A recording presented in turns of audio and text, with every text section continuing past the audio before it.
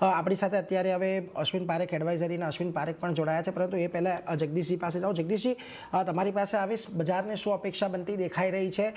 રૂપિયાનું જે ખાસ કરીને ઘસારો આવ્યો છે એને લઈને બજાર શું આજે થોડા જે ફોરેક્સ રિઝર્વના નંબર્સ પણ કહેતા હોય છે આ ગવર્નર સાહેબ, એના પર પણ શું નજર રાખશે આજે? ગુડ મોર્નિંગ નીરજભાઈ, ગુડ મોર્નિંગ એવરીબડી.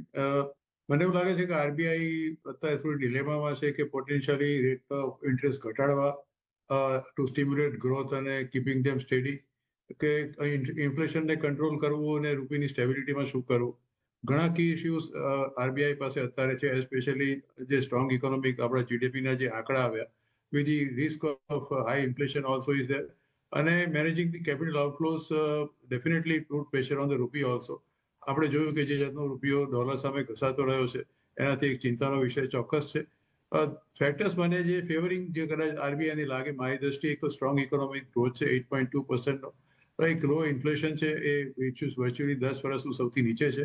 બીજું કે બુસ્ટિંગ ક્રેડિટ અને ઇન્વેસ્ટમેન્ટ, જે લોઅર બોરોઇંગ્સથી કોસ્ટથી હંમેશા it would definitely encourage credit growth અને ઇન્વેસ્ટમેન્ટની અંદર છે. અને ગ્લોબલ મોનેટરી પોલિસી ઇઝિંગ, જે આપણે એક્સપેક્ટ કરીએ છીએ કે આવતા બુધવારે 10મી તારીખે કદાચ ફેડરલ રિઝર્વ પણ 5% વ્યાજનો દર ઘટાડશે, વિચ ડેફિનેટલી ફેવર્સ કે રેટના ઘટ કરવો જોઈએ. પણ એના જે વિરુદ્ધમાં જે છે એ મોટું છે, સૌથી ઇન્ફ્લેશનનું રિસ્ક, બીજું એક રૂપીની સ્ટેબિલિટી અને ગ્લોબલ ઇકોનોમિક અનસર્ટનિટી. અને જેટલા બી અત્યાર સુધી કટ કર્યા છે લગભગ આરબીઆઈએ ઓલમોસ્ટ 1% જેટલા, એ ખરેખર દરેક બેનિફિશિયલ જે ઓનર્સ છે એને પાસ ઓન થયા છે કે નહીં એ પણ બહુ અગત્યનું છે. એટલે માત્ર જો બેંક પોતાની પાસે રાખીને જો ખાલી વ્યાજના દરો ઘટાડે પોતાના એફડી અને જો એ પાસ ઓન ન કરે, then also is not going to work out.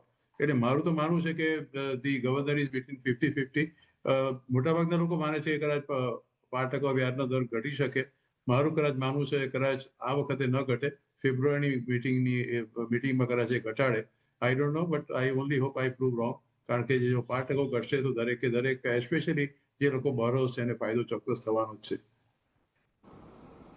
એટલે જો એક આ બાબત પર પણ એક ખાસ કરીને ધ્યાન રાખીશું, એક કદાચ ફેબ્રુઆરીમાં પણ આપણને એક વ્યાજદર કાપ આવી શકે.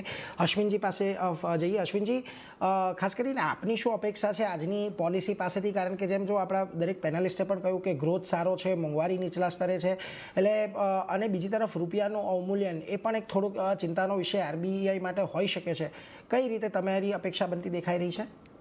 બે વસ્તુ જોઈએ આપણે. એક તો ગ્રોથને કારણે, ગ્રોથને સપોર્ટ કરવાને કારણે કદાચ ગવર્નર સાહેબ આજે 25 બેઝિસ પોઈન્ટ્સનો કટ કદાચ અનાઉન્સ કરે એવી મારી અપેક્ષા છે. પણ હું એક બીજી વસ્તુ પર ધ્યાન દોરું કે નીરજભાઈ, તમે જુઓ તો ગઈ વખતેની જે પોલિસી છે, તો છેલ્લા 6 થી 7 મોનેટરી પોલિસીના ડોક્યુમેન્ટ્સ તમે જુઓ તો માત્ર growth, inflation, rate cut, interest rate cut, liquidity, એની સિવાય બાકીના જે અનાઉન્સમેન્ટ્સો છે એ પણ ક્યાંક જઈને મહત્ત્વના બનતા જાય છે. એટલે કે બેન્કિંગ સિસ્ટમ માટે અને એને લઈને ફિનાન્શિયલ સિસ્ટમ્સ માટે આ અનાઉન્સમેન્ટ્સો બહુ મહત્ત્વના હોય છે. ગઈ વખતે એક્સપેક્ટેડ લોસના જે પ્રોવિઝનિંગ કરવાના, જે રિઝર્વેશન કરવાના, જે નવા માળખાને ઊભું કર્યું, 21 જુદા જુદા મેઝર્સો બતાવ્યા જેની અંદર બેન્કિંગ સિસ્ટમને સ્ટ્રોંગ કરવાની, ક્રેડિટ ફ્લોને ઇમ્પ્રૂવ કરવાની, જેથી કરીને અમુક સેક્ટરની અંદર ક્રેડિટ ફ્લો થઈ શકે. આ બધા જે વિષયો છે, તેમ ઉપરાંત રેગ્યુલેશન અને એક પ્રકારનું રેશનલાઇઝેશન, એટલે કે 1944થી લઈને છેલ્લા વર્ષ સુધીના કેટલા બધા સર્ક્યુલર્સોને એક માસ્ટર સર્ક્યુલરમાં કન્વર્ટ કરવાની એમણે જે ઘોષણા કરી, જે હમણાં થોડા વખત પહેલાં, જ અઠવાડિયા 10 દિવસ પહેલાં ડેપ્યુટી ગવર્નર સાહેબે અનાઉન્સ કર્યું. એટલે મારી નજર માત્ર રેટ કટ અને આ બધા ગ્રોથના ને એ બધાના પ્રેડિક્શન્સની ઉપરાંત કદાચ બાકીના મેઝર્સો ઉપર જરૂર રહેશે કે બેન્કિંગ સિસ્ટમ અત્યારના એક પ્રકારની ડિસઇન્ટરમીડિયેશનની સ્થિતિમાં છે. ડિપોઝિટ કલેક્ટ કરવી મુશ્કેલ છે, ક્રેડિટ ફ્લો એકદમ અમુક સેક્ટરમાં જ ખાલી થઈ રહ્યો છે, લોકો મોટાભાગની ઇન્ડસ્ટ્રી આજે કેપિટલ માર્કેટમાંથી બોરો કરી રહી છે. એટલે આ સ્થિતિની અંદર માત્ર રેટ રિલેટેડ નહીં પણ બીજા મેઝર્સો ઉપર મારી નજર રહેશે જરૂર. એટલે જો અન્ય પણ જે મેઝર્સ આપણને કયા આવતા દેખાય છે એના પર પણ એક ખાસ ફોકસ અહીંયાથી આપણે રાખવાનો છે. સાગરજી, તમારી પાસે આ વિષય થોડા દિવસ પહેલાંથી આપણે અહીંયા બોન્ડ માર્કેટની અંદર પણ આપણને થોડી ઘણી ચર્ચાઓ થતી જોવા મળી હતી કે યુએસની ટ્રેઝરી યીલ્ડ અને ભારતની જે ગવર્મેન્ટ બોન્ડ યીલ્ડ છે એની વચ્ચેનો જે ગેપ છે એ પણ ખાસો એવો લગભગ 6-8 મહિનાના લેવલ પર વધતો આપણને દેખાયો હતો. એટલે તમે જે કહ્યું કે અહીંયાથી ખાસ કરીને ઓએમઓ ઓપરેશન્સ કે ગવર્મેન્ટ બોન્ડની જે કેલેન્ડરની તમે અપેક્ષા રાખી રહ્યા છો, શું એનાથી આ મોરચે કોઈક આપણને રાહત આવતી દેખાશે? હા, ડેફિનેટલી. આપણી ઇફ યુ સી વર્લ્ડમાં આપણું inflation versus all other countries ઓછો છે, રાઈટ? તો એ મધ્ય અસર 5.15 પર તમારું એસડીએફ રેટ છે ને આપણી 10 યર રેટ 6.5 પર ચાલી રહી છે. એ સ્પ્રેડ બહુ મોટો છે. સો ઓએમઓ થી આ સ્પ્રેડ આપણો કમ્પ્રેસ થવો જોઈએ, માર્કેટમાં લિક્વિડિટી પણ આવી જોઈએ, અને વર્સિસ આપણી યુએસ ટ્રેઝરી yields જે ફોરવર્ડ રેટ છે એ પણ જે એકદમ ઓલ ટાઈમ લો પર 170 180 પર ગયેલો, એ 2.5% પર અત્યારે ચાલી રહ્યો છે, ત્યાં સ્ટેબલ થઈ જશે. અને જાન ટુ માર્ચમાં એવી અપેક્ષા છે કે બ્લુમબર્ગ ગ્લોબલ ઇન્ડેક્સ છે ત્યાં પણ આપણા બોન્ડ્સ ઇન્ક્લુડ થઈ જવા જોઈએ. તો ત્યાંના પણ જે ઇન્વેસ્ટર્સ છે એ લોકો માટે પણ એક સારો એક લેવલ થઈ જશે કે આ ફોરવર્ડ રેટ પર એ લોકો પૈસા નાખી રહ્યા છે આપણા ગવર્મેન્ટ બોન્ડ્સમાં. એટલે જો ખાસ કરીને આ મોરચે પણ એક આપણને રાહત આવતી જોવા મળશે, એટલે એના પર પણ એક નજર ખાસ કરીને રાખવાની છે. અશ્વિનજી, તમારી પાસે ફરી પાછું એક વખત આવીશ. તમે જેમ કહ્યું કે અન્ય જે પગલાઓ લીધા છે એમાં ખાસ કરીને એનબીએફસીઝ માટે અને જે ગોલ્ડ ફાઇનાન્સિંગ કંપનીઓ છે એના માટે ઘણી રાહતવાળા પગલાઓ આપણને પહેલી 2-3 પોલિસીની અંદર જોયા હતા. એક બેન્કિંગ સેક્ટર માટે તો આ મહત્વનું છે જ, પરંતુ જે નોન બેન્કિંગ લેન્ડિંગ સેક્ટર છે એના માટે તમને લાગે છે અહીંયાથી હજી કઈ પુશ આપવાની થોડી જરૂર છે?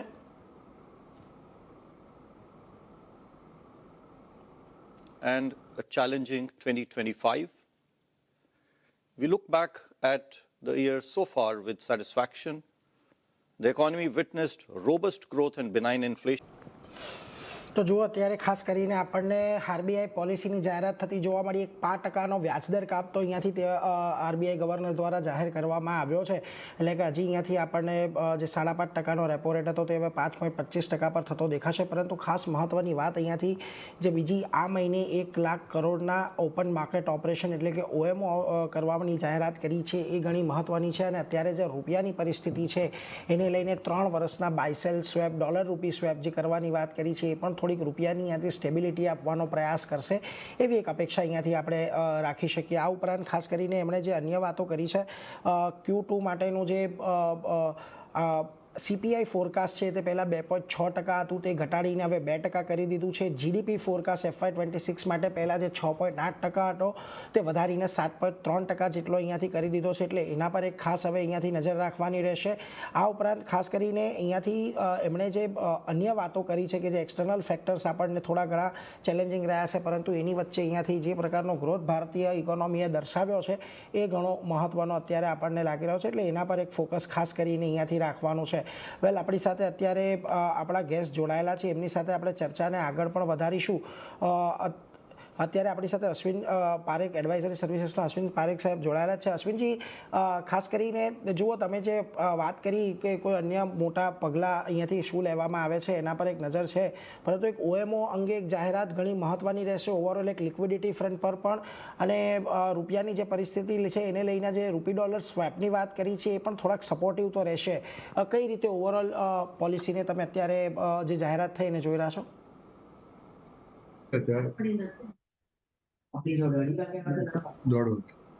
તો નીરજભાઈ, બે વસ્તુઓ આપણી સમક્ષ આવી. પહેલાં તો એમણે ઓએમઓની જ્યારે વાત કરી ત્યારે એમણે ડ્યુરેબલ લિક્વિડિટી અને ટ્રાન્ઝિયન્ટ લિક્વિડિટીની એક ડિસ્ટિંક્શન કરી. એટલે એમણે કહ્યું બી ખરા કે ઓએમઓની ઉપરાંત જે બાકીના જે ઇન્સ્ટ્રુમેન્ટ્સ છે આરબીઆઈ પાસે, એ ઇન્સ્ટ્રુમેન્ટ્સ ટ્રાન્ઝિયન્ટ લિક્વિડિટી માટે જ્યારે મેનેજ કરવા માટે મૂકે તો બંનેની દિશા અલગ પણ હોઈ શકે. એક તરફથી બાય પણ હોય ને બીજી તરફથી સેલ પણ હોઈ શકે. એટલે એ દ્રષ્ટિએ તમે જોવા જાઓ તો જે કેલેન્ડરની પહેલાં આપણે જે એક ડિસ્કશન કરી કે એક પ્રકારનું નક્કી કેલેન્ડર હોય, મને એમ લાગે છે કે આ પોલિસી દરમિયાન એક પ્રકારની સિગ્નલ એ રીતે આપવામાં આવી છે કે માર્કેટની કન્ડિશન જોઈને, લિક્વિડિટીની સ્થિતિ જોઈને, ડ્યુરેબલ લિક્વિડિટીની ખાસ એ જોઈને આ બધા ઓપરેશન્સ કરવામાં આવશે. એટલે એમણે એક પ્રકારની સ્પષ્ટતા કરી ગણાય. બાકી ઓવરઓલ પોલિસીની અંદર જેમ આપણે આગળ કહી ગયા તેમ ઇન્ફ્લેશનના રેટને લઈને એનો જે પરિસ્થિતિ અત્યારે છે ને જીડીપીના ગ્રોથને લઈને ડેફિનેટલી આરબીઆઈ પાસે એક જીડીપી ગ્રોથને વધારે સપોર્ટ કરવાનો મોકો મળી રહ્યો છે, જે એમણે કર્યો 25 બેઝિસ પોઈન્ટના રિડક્શનને લઈને. એટલે હવે આપણે જોવાનું રહે કે આગળ જતાં ઇન્ફ્લેશનની શું પરિસ્થિતિ આવે છે. એમણે Q4માં તો ઓલરેડી સાઉન્ડ કર્યું છે કે આપણે કદાચ એક હાયર ઇન્ફ્લેશન જોઈ શકીએ, 3.9 જેવું પણ જોઈ શકીએ. આગલા વર્ષ માટે એમણે 4%નું એમનું પ્રિડિક્શન છે. એટલે એ દ્રષ્ટિએ આપણે જોવાનું રહે, પણ ઓવરઓલ બિલકુલ એક્સપેક્ટેશનની પ્રમાણેની પોલિસી છે. બીજી એક એનાલિસિસ પ્રમાણે, મારા એનાલિસિસ પ્રમાણે નીરજભાઈ કહું કે જે વખતે પોલિસી રેટ કટ્સો નથી હોતા તે વખતે મેઝર્સો વધારે આવતા હોય છે. જ્યારે પોલિસી રેટ કટ્સો હોય છે ત્યારે આ વખતે ફક્ત એક જ મેઝર આપણે જોયું કસ્ટમર સર્વિસને રિગાર્ડિંગ જાન્યુઆરીથી 2 મહિનાનું કેમ્પેન કરવાના છે. ઓમ્બડ્સમેનના પાસેના રહેલી બધી કમ્પ્લેન્ટ્સો, બધી જ એમની પાસેની રહેલી મેટર્સો એને ક્લિયર કરવા માટેની, એટલે એક જ ખાલી મેઝર ઉપર આ વખતે એમણે વાત કરી છે. ઓવરઓલ આઈ વુડ સે બિલકુલ અપેક્ષાની મુજબ છે નીરજભાઈ. અપેક્ષા મુજબની એક પોલિસી છે એટલે એના પર તો એક નજર છે જ. વેલ, આપણી સાથે અત્યારે ચર્ચામાં હવે બજાજ અલ્ટરનેટ ઇન્વેસ્ટમેન્ટ મેનેજમેન્ટ ઇન્વેસ્ટમેન્ટના ગ્રુપ પ્રેસિડેન્ટ અને CEO લક્ષ્મી અય્યર પણ જોડાઈ ગયા છે. આદિત્યજી અને જગદીશજી પણ જોડાયેલા છે. પરંતુ લક્ષ્મીજી, સૌથી પહેલાં આપની પાસે આવીશ. ખાસ કરીને જે પ્રકારની પોલિસીની જાહેરાત થઈ છે, શું આપની અપેક્ષા મુજબની છે? શું પ્રતિક્રિયા સૌથી પહેલાં આપની? તો ગુડ મોર્નિંગ. તો સૌથી પહેલા બજારમાં જે સ્વોપ કર્વ હતું, એટલે ઇન્ટરેસ્ટ રેટ સ્વોપ કર્વ હતું, એના પ્રમાણે 50% પણ પ્રોબેબિલિટી નહોતું રેટ કટ માટે. પણ તો એના પ્રમાણે ડેફિનેટલી માર્કેટ માટે એક પોઝિટિવ વેલકમ છે. અને અમારા હિસાબે તો 3 ફેક્ટર પોઝિટિવ છે. એક તો રેટ કટ પણ આવી ગયું, પછી બીજું જે અમુક RBIની પોલિસીની સ્ટેટમેન્ટમાં કદાચ OMOની અપેક્ષા નહોતી. ઓબ્વિયસલી સબસિક્વન્ટલી લિક્વિડિટી માટે જે પગલાઓ લેવાના હતા એમાં OMO ટોપ લિસ્ટમાં હતું, એટલે બોન્ડ પરચેઝિસ તો એ પણ 1 લાખ કરોડ આપી દીધા છે. અને જે 3 વર્ષનું બાય સેલ સ્વોપ છે, આ ત્રણે મળીને અમને લાગે છે કે બંને માર્કેટ્સ માટે, ઇક્વિટી અને બોન્ડ માર્કેટ્સ બંને માટે એક ફ્લોર થઈ ગયું છે. એટલે અહીંયાથી યીલ્ડ્સમાં થોડું તો ઓબ્વિયસલી ઘટાડો જોવા મળ્યું છે. 3 થી 4 બેસિસ પોઈન્ટ ઓછા થઈ ગયા છે યીલ્ડ્સ અહીંયાથી from the time of announcement. પણ અમને લાગે છે અહીંયાથી ઇન્ક્રીમેન્ટલ ખાસું મજબૂતીનું રેલી દેખાવા માટે થોડું ઓબ્વિયસલી ઇન્ક્રીમેન્ટલ પોઝિટિવ્સ થવાની શક્યતા વધારે છે. તો આઈ થિંક એક લીડ થઈ ગયું છે. અહીંયાથી જે પણ સેલ ઓફ આવશે તો ઇન્ક્રીમેન્ટલ બાઇંગ આવતા દેખાશે હમણે, એવું અમારું વિચાર છે. એટલે જો ઇન્ક્રીમેન્ટલ બાઇંગ બોન્ડ માર્કેટની અંદર એક આવી શકે છે, એટલે એના પર તો એક ફોકસ ખાસ કરીને રાખીશું. આદિત્યજી, આપના તરફથી શું પ્રતિક્રિયા? કારણ કે જો 5% એક વ્યાજદર કાપ, અને જે મહત્વનું, જેમ અશ્વિન સરે પણ કહ્યું કે ખાસ કરીને અહીંયાથી તેમણે કહ્યું છે કે અત્યારે જે પ્રકારે ઇન્ફ્લેશન કંટ્રોલની અંદર છે, તો અહીંયાથી ગ્રોથને મોમેન્ટમ આપવા માટે એક આ વ્યાજદર કાપ RBI દ્વારા કરવામાં આવ્યો છે. શું મત આપનો ઓવરઓલ એક પોલિસીને લઈને? આપણે પોલિસી ખૂબ જ માર્કેટ સપોર્ટિવ છે, ઇકોનોમી સપોર્ટિવ છે. જે રીતે એમણે આપણે 0.25 બેઝિસનો રેટ કટ આપ્યો છે, એટલે RBIનો એજન્ડા ક્લિયર છે કે અત્યારે જે ગ્રોથને સપોર્ટ કરવાની જરૂર છે એ આ પગલે પૂરેપૂરું એને હેલ્પ કરશે. બીજી બાજુ જે આપણે બેન્કિંગમાં લિક્વિડિટીનો પ્રશ્ન છે, તો ત્યાં પણ ઓપન માર્કેટ ઓપરેશન કરીને આપણે 1 લાખ કરોડ રૂપિયાની જે વ્યવસ્થા કરી આપી છે, એટલે બેંક્સને લેન્ડિંગમાં પણ પ્રોબ્લેમ નહીં આવે, સફિશિયન્ટ લિક્વિડિટી અવેલેબલ હોય. તો આને જોતા મને લાગે છે કે આગળ જઈને જે આપણે અત્યારે GDP ગ્રોથનું જે પ્રોજેક્શન પણ વધ્યો છે 6.8 થી 7.3%, તો એ પ્રોજેક્શન અચીવ કરવામાં પણ આપણને મદદ પડશે. કારણ કે એક બાજુ ગ્લોબલ હેડવિન્ડ્સના લીધે જે હજુ પણ US ટેરિફમાં ક્લેરિટી નથી, તો એના લીધે જે એક ફિયર છે કે કદાચ આપણું થોડું ઇકોનોમી સ્લોડાઉન થાય અથવા તો બેઝિકલી GDPની ઇફેક્ટ આવે, કારણ કે એક્સપોર્ટ્સ ઘટી શકે, તો એની સામે ડોમેસ્ટિક કન્ઝમ્પશન અને ડિમાન્ડને યથાવત જાળવી રાખવા અને એને બૂસ્ટ કરવા આ જે સ્ટેપ્સ લીધા છે તે ખૂબ જ પોઝિટિવ છે. પ્લસ તમે ડોમેસ્ટિક ફ્રન્ટ પર જોશો તો આપણે EMIs જે હાઉસિંગ લોન છે, કાર લોન છે, એ બધા પર આપણા EMI પણ ઘટે, અને બીજી બાજુ કોર્પોરેટને પણ કોસ્ટ ઓફ કેપિટલ ઓછું પડે, તો ત્યાં પણ એક મોમેન્ટમ વધે, આપણે કેપેસિટી એક્સપાન્શન થાય, અને એના લીધે જોબ ક્રિએશનમાં પણ. અને જે રીતે ઇન્ફ્લેશનનું પ્રોજેક્શન 2.6 થી ઘટાડીને 2% કર્યું છે, આપણે GDP ગ્રોથનું પ્રોજેક્શન પોઝિટિવ છે, ઇન્ફ્લેશન એક બાજુ ધીરે ઘટે એવું લાગે છે, કદાચ માઇનર બ્લિપ થોડા આવે, પણ ઓવરઓલ જોશો તો પોલિસી ખૂબ જ ગ્રોથ સપોર્ટિવ છે. અને આ ટાઈમ પર આવા પોલિસીની ખૂબ જ જરૂરત. આવા ટાઈમ પર એક આવી પોલિસીની એક જરૂરત હતી અને એ જ પ્રમાણે અત્યારે આપણને આવતું દેખાઈ રહી છે. જગદીશજી, આપના તરફથી શું કેવી પ્રતિક્રિયા છે ખાસ કરીને પોલિસીને લઈને? કારણ કે અહીંયા જુઓ ન માત્ર વ્યાજદર કાપ પરંતુ લિક્વિડિટી માટે જે ઓએમઓ ઓપરેશન્સ છે એ પણ બજાર માટે થોડાક વધારે સારા રહેતા દેખાશે. ઘણી બધી વસ્તુ કરી લિક્વિડિટી મેજર્સ માટે. એમને કહ્યું કે 1 ટ્રિલિયન ઓએમઓ પરચેસ પ્લાન કર્યું છે ફોર ફોરેક્સ રિઝર્વ, અને ફોરેક્સ રિઝર્વની કન્ડિશન બી એમને કહ્યું કે $686 બિલિયન આસપાસ છે, which is quite comfortable of course as of November 28. અને 11 મહિનાનું એમને કહ્યું કે જે ઇમ્પોર્ટ કવર છે it is already there with us, એટલે we are not much worried about it. ખાસ કરીને જે આપણે ક્રૂડ ઇમ્પોર્ટ કરીએ છીએ, સરપ્લસ લિક્વિડિટી છે એમની પાસે, અને બ્રોડ બેઝડ ટ્રાન્સમિશન પણ એમને જણાવ્યું. રૂરલ ડિમાન્ડની પણ એમને વાત કરી અને કહ્યું કે રૂરલ ડિમાન્ડ ઇઝ રોબસ્ટ અને urban demand is recovering. That is between there is some difference. અને મેન્યુફેક્ચરિંગ અને સર્વિસ સાથે સ્ટેડી છે, એટલે થોડા એને પેરાડોક્સ પણ એમને સામે કર્યા છે. સર્વિસીસ એક્સપોર્ટ જે એમને કહ્યું કે ઇટ ઇઝ વેરી સ્ટ્રોંગ, અને એગ્રીકલ્ચરનું પણ એમણે કહ્યું કે supported by the crops and all. અને private investment is definitely gaining steam, despite the આમ તમે જુઓ તો જીઓ ટ્રેડ રિસ્ક જે અત્યારે ચાલી રહ્યું છે તે. ધી ઓનલી ઇશ્યુ મને એવું લાગે છે કે અત્યારે એમને જે કંઈ પણ વાત કરી વેરી વિશફુલ થિંકિંગ છે કે જે રીતે વ્યાજના દરો ઘટાડે એમાં ખાસ કરીને સીપીઆઈ એટલે જે ઇન્ફ્લેશન છે એમને પણ એમને નીચે તરફ રાખી, નોટ ઓનલી ફોર FY26 પણ even four FY27 also. he said કે ઇન્ફ્લેશન વિલ બી, જે પહેલા ફોરકાસ્ટ કર્યું તેનાથી નીચે તરફ રહેશે. જીડીપીના બી એમણે જે આંકડા જે કંઈ પણ એમને કહ્યા તે પણ it is quite on the robust side. એટલે આમ તો મને એવું લાગે છે કે બધું જે આખું the entire picture which has been drawn is definitely a wishful thinking. આ રીતે જ બધું સમુસૂત્રો પાર ઉતરશે. Only one thing which I think is about the trade deal with USA. જેટલું બને એટલું જલ્દી કદાચ એમાં જો કોઈ નિવેડો આવી જાય તો that will be more beneficial. હજી સુધી ઇઝ બીન લિંગરિંગ. છેલ્લા સમાચાર તો એવા આવે છે કે આવતા અઠવાડિયે અમેરિકાની એક ટીમ અહીંયા આવે છે અને એ ફાઇન લાઇન ડ્રો થઈ ચૂકી છે. એટલે hopefully by end of next week we will be able to hear something about the first phase of the VTA. એટલે એની પણ એક રાહ જોવાશે. રૂપીનું ડેફિનેટલી થોડું કવર એમને સ્વેપનું જે કહ્યું છે એ પણ ઇઝ ઓલ્સો ગુડ. હવે લેટ અસ હોપ કે everything goes well as per the expectations. Only thing કે કદાચ કોઈ because of geo political tension ક્રૂડના ભાવમાં કંઈક ઉથલ પાથલ થાય અને કોઈ સંજોગોમાં ક્રૂડનો ભાવ અચાનક જ કોઈ સ્કાય રોકેટ થઈ જાય તો કદાચ ઇક્વેશન થોડા બગડી શકે છે. અધરવાઇઝ મને એવું લાગે છે કે next 3 or 4 months should be only as per the expectation only. ખાલી geopolitical tension ને એક બાજુ માઇનસ કરી નાખીએ તો everything appears well only. એટલે જો ખાસ કરીને અહીંયાથી ક્રૂડના ભાવ પણ અહીંયાથી એક સ્થિર રહે તો પછી આ બધું જે એક્સપેક્ટેડ લાઇન પર છે તે આપણને આગળ વધતું જોવા મળે. તો આ જે પોલિસીની જાહેરાતો થઈ છે એની ખરેખર ફળ આપણને ઇકોનોમીની અંદર આવતા દેખાશે. લક્ષ્મીજી, તમારી પાસે ફરી એક વખત આવીશ. આજે 3 year ફોરવર્ડનો જે ડોલર બાયસેલ સ્વેપની જાહેરાત કરી છે, તમને લાગે છે એનાથી મની માર્કેટની અંદર થોડી ઘણી સ્ટેબિલિટી આવશે? કારણ કે છેલ્લે આપણે જોયું હતું કે જ્યારે 88ના લેવલે 89ના લેવલે બ્રિજ કરીને ઉપર આવ્યો, 90ના લેવલની ઉપર જ્યારે રૂપિયા આવ્યો ત્યારે ઘણી બધી બેંક્સ તરફથી પણ અને ડીલર્સ તરફથી પણ એવા સંકેતો મળી રહ્યા હતા કે અહીંયાથી અત્યારે આરબીઆઈએ થોડુંક ઇન્ટરવેન્શન ઓછું કરી નાખ્યું છે. તમને લાગે છે કે અહીંયાથી આનાથી કદાચ થોડીક જે અત્યારે એક ધારી જે રેલી આપણે અત્યારે જોઈ લીધી છે એ કદાચ થોડીક સ્ટેબિલાઇઝ થતી જોવા મળે?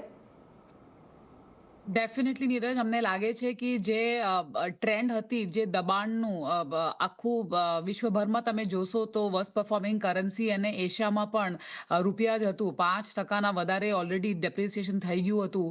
તો અમને એમ પણ લાગ્યું કે એક સાયકોલોજીકલ બેરિયર જેવી રીતે 90નું બેરિયર એક ટાઈમ બ્રિજ થઈ ગયું, એના હિસાબે આરબીઆઈનું પણ ઇન્ટરવેન્શન ઓલરેડી સ્ટાર્ટ થઈ ગયું હતું. તો ઓબ્વિયસલી ઇમ્પોર્ટ કવર પણ છે અને એક ઓર્ગેનાઇઝ ડેપ્રિસિએશન ઓર ઓર્ડરલી ડેપ્રિસિએશનની જે પ્રક્રિયા આરબીઆઈની મગજમાં હતી એના પ્રમાણે આ બાયસેલ એફએક્સ સ્વોપ માર્કેટના એક્સપેક્ટેશનના હિસાબે છે. ઓબ્વિયસલી $3 બિલિયન આપ્યું છે.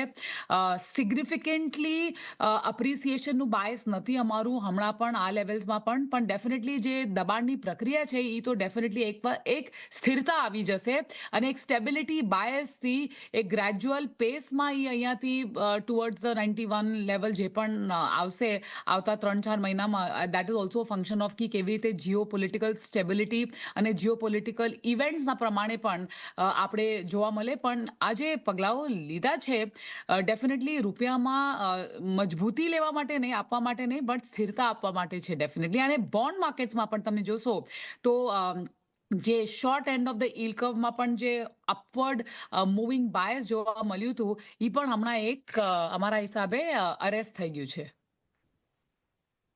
એટલે જુઓ, અહીંયાથી કોઈ બહુ મોટો રૂપિયાની અંદર આપણને મજબૂતી તો નહીં આવે, પરંતુ ચોક્કસથી એક સ્થિરતા રૂપિયાની અંદર આવે એના માટેના પગલાં આપણને અહીંયાથી આવતા જોવા મળી રહ્યા છે. આ ડોલર રૂપી સ્વેપને લઈને એટલે એના પર પણ એક ફોકસ ખાસ કરીને રાખવાનો રહેશે. અશ્વિન સર, તમારી પાસે ફરી એક વખત આવીશ, કારણ કે જો આપણે છેલ્લા ઘણા સમયથી ઇન્ફ્લેશનના આંકડા જે રીતથી આપણે ઓક્ટોબરની અંદર પણ એક નીચલા સ્તર પર આવતા જોયા, જો કે આરબીઆઈએ હજીથી અહીંયાથી કદાચ તમે પણ જેમ કહ્યું કે Q4ની અંદર કે થોડોક હાયર ઉપર રહેવાનું એક અનુમાન કર્યું છે, પરંતુ અત્યારે જે પ્રકારની પરિસ્થિતિ છે, કારણ કે જો ઘણી બધી જગ્યા પર આપણે એક પાછોતરો વરસાદ ખાસ કરીને ગુજરાતના રિજનમાં કે વેસ્ટર્ન રિજનની અંદર જોયો છે, અત્યારે સાઉથની અંદર પણ અમુક સાયક્લોનિક પ્રેશરની અસર આવતી જોવા મળી છે. નો ડાઉટ ખરીફ સિઝન તો એક સારી રહી છે, પરંતુ રવિ સિઝન અત્યારે જે ચાલી રહી છે એને લઈને પણ થોડીક શરૂઆતી થોડીક ચિંતાઓ તો હતી, પરંતુ લાગે છે તમને કે કદાચ ફૂડ ઇન્ફ્લેશનને લઈને કદાચ આપણને આ આંકડાઓ વધતા જોવા મળે આવનારા સમયમાં, ખાસ કરીને જે Q3 Q4ના નંબર્સ છે એમાં? હા, જરૂર. તમે પોલિસીમાં જો નેરેટિવને આપણે સમજીએ ગવર્નર સાહેબના, તો તમને એ નેરેટિવની અંદર ડેફિનેટલી એક સ્પષ્ટ થાય છે કે ઇન્ફ્લેશનના જે આ આંકડાઓ છે એ માત્ર ઓઇલના સ્ટેબિલિટી અથવા ફૂડના ઇન્ફ્લેશનને લઈને બીજા 3-4 પરિબળો એમણે બતાવ્યા, જેને લઈને ઇન્ફ્લેશન અત્યારના આ રેટ આ સ્તર ઉપર છે. પણ ડેફિનેટલી એમને એક પ્રકારની ચિંતા, અને ખાસ કરીને ફૂડ ઇન્ફ્લેશનની ચિંતાને લઈને તમે જુઓ તો એમનું જે પ્રિડિક્શન છે Q4માં જ એમણે 2.9, જ્યારે Q3ની અંદર તમે એઝ લો એઝ 0.6 જો મૂક્યું હોય અને પછી 2.9 અને ત્યાંથી જઈને પછી Q1માં 3.9 અને પછી 4%નું Q2ની અંદર, એટલે ક્યાંક એક પ્રકારનો ફૂડ ઇન્ફ્લેશનને લઈને અથવા કદાચ ઓઇલના ઇન્ફ્લેશનને લઈને કદાચ એક માનસિક પ્રોવિઝનિંગ કે એક પ્રકારનું એક પરિસ્થિતિ હોય એ એમને મૂકી છે, એ જાહેર કરી છે નેરેટિવની અંદર. પોલિસી ડોક્યુમેન્ટમાં આપણે કદાચ એની વિશે વધારે વાંચીશું, વધારે સમજશું કે કયા પરિબળોને એમને કઈ રીતે જોયા છે. ખાલી એક બીજી વસ્તુ પર પણ તમારું ધ્યાન દઈશ, જે એમણે ગ્રોસ એફડીઆઈની વાત કરી અને એમણે ખાસ કરીને નેટ એફડીઆઈમાં જે સારું એવું એન્કેશમેન્ટ જેવું તમને એફડીઆઈમાં જોવા મળેલું, હાયર વેલ્યુએશનને લઈને સ્ટ્રેટેજિક ઇન્વેસ્ટર્સોએ જે કંઈ બી વેચાણ કર્યું હતું છેલ્લા 2-3 ક્વાર્ટરથી આ ચાલી રહ્યું છે, એમાં તમને એક પ્રકારનો નીરજભાઈ એક પેરેડોક્સ દેખાય છે. જ્યારે ઇન્ડિયન ઇકોનોમી પરફોર્મ કરી રહી છે, જ્યારે ઇન્ફ્લેશનના આંકડા આટલા સરસ આવી રહ્યા છે, બીજી ઇકોનોમીની કમ્પેરિઝનમાં જે ખાસ કરીને ઇમર્જિંગ ઇકોનોમીની અંદર જ્યાં એફપીઆઈઝ અને એફડીઆઈઝ અને એફઆઈઆઈઝવાળા જ્યાં આગળ પૈસા પોતાના રોકાણ કરતા હોય છે, પ્રાઇવેટ ઇક્વિટીવાળા પોતાના રોકાણ કરતા હોય છે, એમાં કયા કારણસર એ લોકો ઇન્ડિયન માર્કેટમાંથી વિડ્રો કરે છે, હજી એક પેરેડોક્સ રહ્યો છે. નેટ એફડીઆઈ છેલ્લા 3-4 ક્વાર્ટરથી તમે જુઓ તો નેગેટિવ રહ્યો છે. હવે એનું ઘટ્યું છે, એમને નેરેટિવમાં એમને કહ્યું, પણ એક પેરેડોક્સ છે કે બાકીના લોકો આપણા આંકડાઓને કઈ રીતે જુએ છે જોવાનું ખરેખર જુદી વસ્તુ છે. ઓવરઓલ આઈ વુડ સર્ટનલી સે કે જે રીતે રૂપીને માટેના મેઝર્સ, ખાસ કરીને સ્ટેબિલિટી માટે, નોટ જસ્ટ એની લેવલને કંટ્રોલ કરવા માટે, અને ખાસ કરીને ઇન્ફ્લેશનના પરિબળનો જે બેનિફિટ ગ્રોથ માટે લીધો છે, એ ખરેખર નોંધનીય છે. બિલકુલ એક ટ્રાન્સમિશન માટે પણ એમણે એક પ્રકારનો ઉલ્લેખ કરી દીધો કે ટ્રાન્સમિશન જે રેટે થઈ રહ્યું છે રેટ કટનું 100 બેઝિસ પોઈન્ટ્સનું એમણે કીધું કે ઓલમોસ્ટ 69 બેઝિસ પોઈન્ટ્સ ક્રેડિટની અંદર, ડિપોઝિટની અંદર તો એમણે 105 બેઝિસ પોઈન્ટ્સ કહ્યો. એટલે રેટ ટ્રાન્સમિશન તો ખરેખર થઈ રહ્યું છે બેન્કિંગ સિસ્ટમમાંથી. એટલે આ બધી વસ્તુઓને જોતાં આઈ થિંક અત્યારની મોજૂદા સ્થિતિમાં ઇન્ફ્લેશન સિવાય અને ટેરિફના આપણા જે બધા અત્યારના જે વાદ વિવાદો ચાલે છે એની સિવાય બીજા પરિબળો કદાચ બહુ નકારાત્મક નથી કરીને નીરજભાઈ. એટલે જો અહીંયાથી ખાસ કરીને કોઈ બહુ મોટા નકારાત્મક પરિબળો અત્યારે આપણને નથી દેખાઈ રહ્યા, એટલે એના પર એક ધ્યાન રાખીશું. આપણી સાથે અત્યારે સિટી यूनियन બેંકના एमडी અને सीईओ डॉक्टर एन कामाकोड़ी साहब जुड़ाए गया है. कामाकोड़ी सर, स्वागत है आपका सीएनबीसी बाजार पर. और सर गुड मॉर्निंग. हाँ सर, सबसे पहले तो आपसे एक प्रतिक्रिया जानना चाहेंगे, क्या आरबीआई ने जो अभी एक 0.25% का जो रेट कट अनाउंस किया है, आपकी एक्सपेक्टेशन के मुताबिक रहा है? किस तरीके से आप देख रहे हैं क्रेडिट पॉलिसी को? वो अभी वो 25 बेसिस पॉइंट वो एक्सपेक्टेड लाइन्स पे ही रिडक्शन अभी हुआ है. वो इन्फ्लेशन एक्सपेक्टेशंस भी अभी बहुत बिनाइन दिख रहा है. So the things are on the expected lines. Hello. उन्होंने खास, हाँ यस सर. या प्लीज. लगे से कामाकोड़ी सर, आपको आवाज आ रही है मेरी? या आ रहा जी सर आप जी सर, उन्होंने खास करके जो ओएमओ ऑपरेशंस और डॉलर रुपी स्वैप के बारे में भी एक बड़ी घोषणा की है कि ये महीने के अंदर वो करते हुए दिखेंगे. सर, क्या आप अभी ओवरऑल एक बैंकिंग सिस्टम में अंदर लिक्विडिटी की सर क्या सिचुएशन है और इससे कितना फायदा और बैंकिंग सिस्टम को मिलेगा? ये गुड अमाउंट ऑफ लिक्विडिटी अभी एक्सपेक्टेड है. उस वजह से वो ट्रांसमिशन रेट ट्रांसमिशन स्पष्ट होगा. वो नेक्स्ट 2-3 मंथ्स में वो दिस 25 बेसिस पॉइंट का कंप्लीट ट्रांसफॉर्मेशन हम देख सकता है. Okay sir, on that note thank you very much sir हमारे साथ जुड़ने के लिए और ये सारी सर डिटेल શેર કરને કે लिए. તો જુઓ, ખાસ કરીને અહીંયાથી એક એક્સપેક્ટેડ લાઇન પર આપણને પોલિસી આવતી જોવા મળી હતી અને ખાસ અહીંયાથી આવનારા સમયની અંદર આનું ટ્રાન્સમિશન પણ રેટનું જોવા મળશે. લક્ષ્મીજી, તમારી પાસે ફરી એક વખત આવીશ. અહીંયા શરૂઆતમાં પણ જ્યારે થોડીક પ્રી પોલિસીને લઈને પણ વાત કરી રહ્યા હતા ત્યારે પણ એક ચર્ચા કરી હતી કે હમણાં થોડા દિવસો પહેલાં આપણે એક બોન્ડ માર્કેટને લઈને એવા સમાચાર આવતા દેખાયા હતા કે ખાસ કરીને યુએસના જે ટ્રેઝરી यील्ड છે અને આપણી જે 10 યરની यील्ड છે, બંને વચ્ચેનો જે ગેપ હતો એ થોડોક 6-8 મહિનાના ઉપલા સ્તર પર આપણને પહોંચતો જોવા મળ્યો હતો. હવે ત્યાં એ લેવલ પર આ બધા જે પગલાં આજે જાહેર થયા છે એનાથી શું ઇફેક્ટ આવનારા સમયની અંદર આવશે? અને બીજું જે આવતા વર્ષે જે હવે બ્લુમબર્ગની બોન્ડ ઇન્ડેક્સની અંદર ભારતના બોન્ડનો સમાવેશ થઈ રહ્યો છે, એને લઈને પણ શું આ પગલાઓ થોડાક મહત્ત્વના લાગી રહ્યા છે? સર્ટનલી તમે એમ જોશો કે જ્યારે પહેલા બે ઇન્ડિસીસમાં આપણું ઇન્ડિયાનું બોન્ડનું ગણતરી થયું તો ત્યારે તમે જોઈ લીધા કે એફપીઆઈ જે વિદેશી રોકાણકારો છે એ શેર બજારમાં નેટ સેલર્સ છે, પણ આપણી બોન્ડ માર્કેટ્સમાં એ લોકો આજની તારીખમાં પણ નેટ બાયર્સ છે. તો એ કદાચ બોન્ડ માર્કેટ બ્લુમબર્ગની ઇન્ક્લુઝન પણ થઈ જાય ઇન્ડિયાની બોન્ડ્સનું, તો આ એક અમુક જે કેટલિસ્ટ છે બોન્ડ યીલ્ડ્સને ડાઉનવર્ડ એટલે સાઉથવર્ડ ટ્રેજેક્ટરીમાં પુશ કરવા માટે એ બહુ જ એક અમુક રોલ પ્લે કરશે અમારા હિસાબે.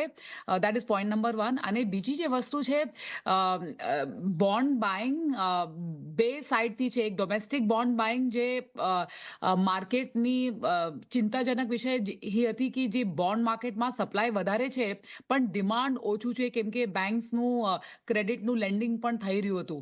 તો આ જે ઓએમઓ અનાઉન્સ કરી રહ્યા છે તો એના પ્રમાણે પણ જે સ્ટ્રોંગ સપોર્ટ, ઓફકોર્સ માર્કેટની એક્સપેક્ટેશન હતી કે 2 લાખ કરોડ આવશે, પણ નેવર ધ લેસ સ્મોલ બિગિનિંગ્સથી આપણે સ્ટાર્ટ કર્યું છે.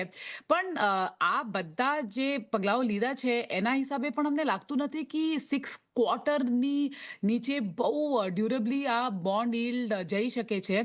અને યુએસની યીલ્ડ જે હમણાં લગભગ 4%ની આસપાસ છે, એ કદાચ એક રેટ કટ હમણાં ડિસ્કાઉન્ટેડ છે, ઓલરેડી પ્રાઇઝડ ઇન, તો એ રેટ કટ યુએસમાં થશે તો પણ ઇમિડિયેટલી ત્યાં પણ રેટ્સ ઇમિડિયેટ ઇઝિંગ લાગતું નથી. તો આ જે સ્પ્રેડ છે એ કાયમ રહેશે ફોર નાઉ. અને એક ઇન્ક્લુઝન જ્યારે થાય ને તો કદાચ લાગે છે કે બોન્ડ જે સ્પ્રેડ છે થોડું અહીંયાથી વાઇડન હોઈ શકે છે બિટવીન યુએસ અને ઇન્ડિયા. ઓકે, એટલે જો અહીંયાથી ખાસ કરીને પગલાઓ થોડાક મહત્ત્વના રહેશે અને કદાચ આજે બ્લુમબર્ગ ઇન્ડેક્સની અંદર જે આપણને ઇન્ક્લુઝન થતું જોવા મળશે એની પણ અસર આ એક ગેપ પર આવશે. લક્ષ્મીજી, આભાર આપનો પણ અમારી સાથે જોડાયા અને આ સમગ્ર મુદ્દે આવા ઇન્સાઇટ શેર કરી એના માટે થેન્ક યુ વેરી મચ. તો હા, ખાસ કરીને આગળ વધીએ. આદિત્યજી, તમારી પાસે ફરી પાછો એક વખત આવીશ. અહીંયાથી એમણે ખાસ કરીને જો વાત કરી છે એક્સપોર્ટને લઈને કે અહીંયાથી જે આપણી મર્ચેન્ડાઇઝ એક્સપોર્ટ છે થોડી હજી પણ આપણને એટલી રોબસ્ટ જોવા નથી મળી. ત્યાં થોડીક અસર આપણને આવતી જોવા મળી છે. અને એક બહુ જ જે વાત એમણે એક એક્સટર્નલ ફેક્ટર તરીકે કહી દીધી, પરંતુ હજી સુધી એમણે આની પહેલાંની જે પોલિસીઓ હતી એમાં તેમણે ટેરિફને લઈને ઉલ્લેખો પણ કર્યા હતા. એટલે કદાચ અહીંયાથી અપેક્ષા એ બને કે જે આવતા અઠવાડિયે યુએસની ડેલિગેશન આવવાનું છે એની સાથે આપણા કોઈક સારા ટર્મ્સ હવે અહીંયાથી બેસી જાય ટેરિફને લઈને. પરંતુ તમને લાગે છે કે અહીંયાથી આ જે પ્રકારે મર્ચેન્ડાઇઝ એક્સપોર્ટનો તેમણે ઉલ્લેખ કર્યો એની હજી થોડી અસર આપણને એકાદ ક્વાર્ટર રહેતી જોવા મળે, કે ત્યાં કોઈક અત્યારે એક્સપોર્ટ્સ વધવાના કોઈ સંકેતો તમને લાગી રહ્યા છે? તો યુએસ આપણું લાર્જેસ્ટ ટ્રેડિંગ પાર્ટનર છે. આપણે લગભગ 60 બિલિયન યુએસ ડોલર જેટલું એને આપણે એક્સપોર્ટ કરતા હોઈએ છીએ. હવે અત્યારે ટેરિફ ચાલતા આપણે ચોક્કસપણે એક્સપોર્ટ્સમાં આપણને તકલીફ પડવાની છે. આપણી સરકારે 40 દેશોને આમંત્રિત કર્યા છે કે આપણી સાથે એ લોકો એક્સપોર્ટ્સ વધારે, પણ ફ્રેન્કલી કેવું તો એમાં થોડો ટાઈમ લાગે. વધશે ખરા, પણ બીજા દેશો સાથે જે આપણે ડાયવર્સિફાઈ કરવાનો પ્લાન છે એ પ્લાન પરફેક્ટ છે, પણ એ પ્લાનનો પ્રોપર બેનિફિટ લેતા આપણને થોડો ટાઈમ લાગશે. એટલે એ સમયગાળા દરમિયાન ચોક્કસ આપણા એક્સપોર્ટ્સ પર થોડું પ્રેશર આવી શકે એ વ્યાજબી છે. અને એટલે જ આપણે એવું ઈચ્છીએ કે ભાઈ આ નેક્સ્ટ 15 દિવસ કે 1 મહિનામાં જો યુએસનું જે ડેલિગેશન આવે છે એની સાથે કંઈક ચોક્કસપણે આપણો ટેરિફ રેટ નક્કી થઈ જાય અને બીજા દેશોની જેમ જે અત્યારે આપણે 50% છે એ આપણે 50% ટેરિફ રેટ છે ઘટીને જો 15 કે 20% પર આવી જાય તો ચોક્કસપણે આપણે કહી શકીએ કે સોને પે સુહાગા જેવું થઈ જાય કે આ એક જે મોટો પ્રોબ્લેમ છે અત્યારે આપણી ઇકોનોમીને ફેસ કરતો. કારણ કે ડોમેસ્ટિક ફ્રન્ટ પર આપણી ઇકોનોમી એકદમ સ્ટ્રોંગ છે. પ્રોબ્લેમ આપણો આ ગ્લોબલ હેડવિન્ડના લીધે છે. અને ગ્લોબલ હેડવિન્ડ જો ટેરિફનું સોલ્વ થઈ જાય તો હું માનું છું કે આપણે નેક્સ્ટ 5 યર્સમાં જે આપણો ટાર્ગેટ છે સરકારનો કે આપણે બેઝિકલી 8 થી 10 ટ્રિલિયન ડોલર ઇકોનોમી બનવાનો, એ ચોક્કસપણે આપણે એ બાજુ એકદમ કોન્ક્રીટ પગલાં ભરી આગળ વધી શકીએ. એટલે જો અહીંયાથી ખાસ કરીને એક થોડીક વાર તો લાગશે, પરંતુ એક એક્સપોર્ટ્સની અંદર આપણને એક સારું ઉછાળો આવતો કદાચ જોવા મળે જો અહીંયાથી આપણને આ ટ્રેડ ડીલ થાય છે તો. પરંતુ જગદીશજી, તમારી પાસે ફરી એક વખત આવીશ. આપણે ઓલરેડી જો છેલ્લા કેટલા દિવસથી માર્કેટની ચર્ચા કરી રહ્યા છીએ અને લગભગ ગઈકાલે પણ આપણે PSU બેંક અને એની અંગે ચર્ચા કરી હતી. હવે તમને લાગે છે અહીંયાથી PSU બેંકોની અંદર આમ તો થોડી ઘણી તેજી આપણે અત્યાર સુધીમાં જોઈ લીધી છે આ એક રેટ કટની એક્સપેક્ટેશનને લઈને, પરંતુ હજી અહીંયાથી તમને PSU બેંક માટેનું વાતાવરણ, કારણ કે જો એક તરફ અહીંયાથી એ પણ વાતો ચાલી રહી છે કે સરકાર કદાચ થોડા ઘણા FDI નિયમોની અંદર છૂટછાટ આપી દે અને થોડો ઘણો સ્ટેક ડાયવેસ્ટ કરવાની પણ વાત કરી રહ્યા છે. જો કે હજી સુધી એના અંગે નાણાં મંત્રાલય તરફથી કોઈ બહુ કોન્ક્રીટ આપણને પ્લાન જોવા નથી મળ્યો, પરંતુ જે ચર્ચાઓ છે દિલ્હીની અંદર, તમને લાગે છે આ બધાથી પણ PSU બેંકને થોડોક કદાચ ટેકો મળે આવનારા સમયની અંદર? વિરેશભાઈ, બિલકુલ તમે કહો સાચી વાત છે, પણ એક વસ્તુ એ પણ સમજવાની બહુ જરૂર છે કે અત્યારે જે રીતે આપણે જોઈએ છે રેટ કટ કર્યો એમને, તમે જો ઇન્ડિવિજ્યુઅલ બોરોસની આખી પોલિસી એનાલિસિસ કરો તો એ લોકો માટે એક લોઅર EMI થશે.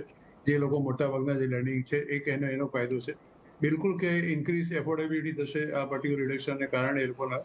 અને સૌથી મોટું નુકસાન કદાચ જે સિનિયર સિટીઝન છે કે જે લોકો return on the fix deposit પર માત્ર જીવતા હોય છે, એ લોકોને એક થોડો ડેફિનેટલી, કારણ ઘણી વાર એ લોકોએ રજૂઆત પણ કરી છે કે અમારું માત્ર એક જ અમારી પાસે જે ફિક્સ ઇન્કમ છે એ અમારી ફિક્સ ડિપોઝિટ છે. એટલે એ પણ વસ્તુ ચોક્કસ આપણે ધ્યાનમાં રાખવાની છે. બિઝનેસને તમે જુઓ ઇકોનોમી સાથે તો ડેફિનેટલી ઇકોનોમિક ગ્રોથને બૂસ્ટ કરશે, પણ when you have the disposable surplus available in the hands of a common main, એટલે એક તો GST રેટ કર્યો, ઇન્કમ ટેક્સ રેટ આપણે ગયા બજેટમાં ઘટાડ્યા અને હવે રેટ ઓફ ઇન્ટરેસ્ટ ઘટાડ્યા, એટલે તમારો એટલું EMI નો બર્ડન ઘટી જવાનો. એટલે disposable surplus in the hands of the middle class people is going to increase. અને જ્યારે પણ તમારા ડિસ્પોઝેબલ સરપ્લસ આવી વધે તમારા હાથમાં, તો definitely demand is going to increase four various articles in the economy. ઘણી બધી વસ્તુઓ જે લોકો ઈચ્છે કે અમારે ખરીદવી છે નથી કરી શકતા, એ કદાચ ખરીદી પણ શકે. અને in turn is a cycle, is a વિશિયસ cycle. તમે એને કરો એટલે definitely demand in the industries કે એ લોકો પ્રોડક્શન વધારે કરે, રેવન્યુ જનરેટ થાય, એટલે એમ્પ્લોયમેન્ટ જનરેટ થાય, એટલે આખી ઇકોનોમી એ રીતે ઉપર તમને જતી લાગે. પણ this will definitely give a pause, kind of a risk of inflation going on the higher side. કારણ કે જ્યારે કોઈ પણ ડિમાન્ડ સપ્લાય કરતા સરપ્લસ થઈ જાય તો હંમેશા ભાવ વધારાની એક ચિંતા આપણે ચોક્કસ રહેતી હોય છે. માર્કેટ સેન્ટિમેન્ટ ડેફિનેટલી પોઝિટિવ છે મારી દ્રષ્ટિએ, અને ઇન્ફ્લેશનરી પ્રેશર ચોક્કસ રહેવાનું છે. એ આજે મેં તમને કહ્યું કે ઇટ્સ વિશફુલ થિંકિંગ કે આ રીતે નહીં થાય. બે ફેક્ટર છે. એક તો because of the excessive demand suddenly coming up, જેવી રીતે જીએસટી વખતે આપણે જોયું કે જે જાતના એક ઘસારો થયો કે there was no stock with the people available. કોઈ પણ વસ્તુ તમે ખરીદવા જાઓ તો it was not available on the racks. એ કદાચ રીતે અત્યારે કદાચ એવી પરિસ્થિતિ ઊભી થાય તો ડેફિનેટલી ઇન્ફ્લેશનનો પ્રેશર તો છે જ. અને અત્યારે હમણાં જે વાત કરી મિસિસ આયરે કે એક જે બીટી એટલે બાયોલેટરલ ટ્રેડ એગ્રીમેન્ટ જે હજી સુધી થયું નથી. All said and done, total our America તમે જુઓ તો we are surplus by $45 billion with America before this tariff was impose. $90 billion આપણે અમેરિકાને એક્સપોર્ટ કરીએ છીએ. Now it has almost reduce to 50%. We should definitely put a pressure on the even foreign exchange reserves also. એટલે એના plus and pros and cons બંને જ છે. ના only time will tell us કે ભાઈ આપણે કઈ દિશામાં જઈ રહ્યા છે. પણ જો આપણે જે રીતે ગવર્નર સાહેબને જેમને કહ્યું એ પ્રમાણે જો બધું સુમું સૂત્રું પાર ઉતરે તો ડેફિનેટલી ધ ઇકોનોમી તો બહુ મોટો બૂસ્ટ મળશે. અને સ્ટોક માર્કેટ એને કેવી રીતે લેશે મને બહુ ખબર નથી. અત્યારે સ્ટોક માર્કેટે માત્ર બે વસ્તુની ચિંતા છે કે વિદેશી રોકાણકારોનું કન્ટિન્યુઅસલી એક તરફી વેચાણ છે. તમે જુઓ even month of December also they have sold more than 15,000 crores. Rupee depreciation is definitely there. અને અત્યારે as on yesterday they are almost only 12-13% long, about more than 87% they are short in the market. એટલે આ એફપીઆઈનો flow જો અચાનક અટકી જાય તો stock માર્કેટને એનાથી કોઈ બહુ મોટો ફાયદો થાય એવું મને નથી દેખાતું.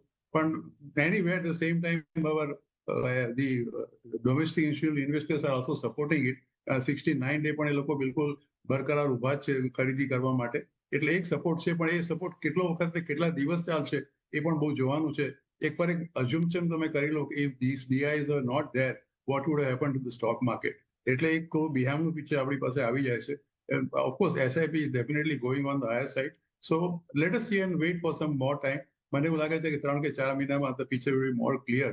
હવે પછીની જે પોલિસી આવશે એમાં આ બધી વસ્તુનું આઈ એમ sure the RBI will analyse અને take a appropriate call at that time. અને એ વખતે જે અત્યારે અશ્વિનભાઈ સાહેબે કહ્યું કે જે કે બીજા અધર દેન ધી રેટ કટના પગલા લેવાની જરૂર છે એ જો રિઝર્વ બેંક ઓફ ઇન્ડિયા લેશે તો મને એવું લાગે છે કે things will definitely go as per expectations.